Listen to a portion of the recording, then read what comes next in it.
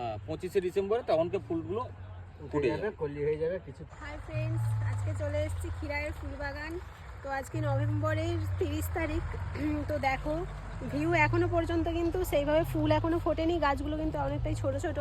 তোমরা এলে অবশ্যই এসো 25শে ডিসেম্বরের পর থেকে, কারণ তার আগে কিন্তু তোমরা কেউ ফুল পাবে না।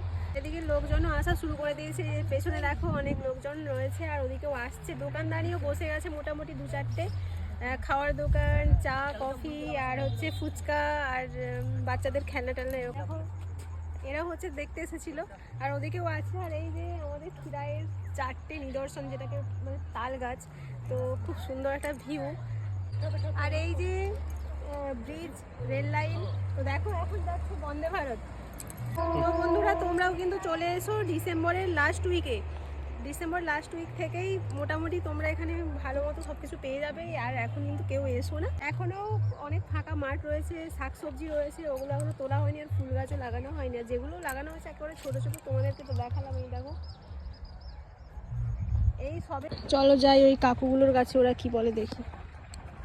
কাকু, কবে ফুলের বাগান হবে নাকি? এখনো তো কিছুই হয়নি। এখনো 20 দিন পর, মানে 25শে ডিসেম্বরের পরে? হ্যাঁ 25শে ডিসেম্বরে তখনকে ফুলগুলো ফুটে যাবে, কলি হয়ে যাবে কিছু ফুটবে। এখনো তো সেরকম কিছু নয়, তাই তো সব লোকজন আসা শুরু করে দিয়েছে। হ্যাঁ ও প্রত্যেক বছরই আসে আগে থেকে কিছু। হ্যাঁ, কারণ এই তো ওই আসে চারা টারা নিয়ে যায়, ঘুরেও গেল, চারাও নিয়ে গেল, এই আর শনিবার রবিবার হলে ওই 2-4 জন এলো, নাই তো আসেনি। ছুটির দিন দেখে চলে আসে আর কি। হুম।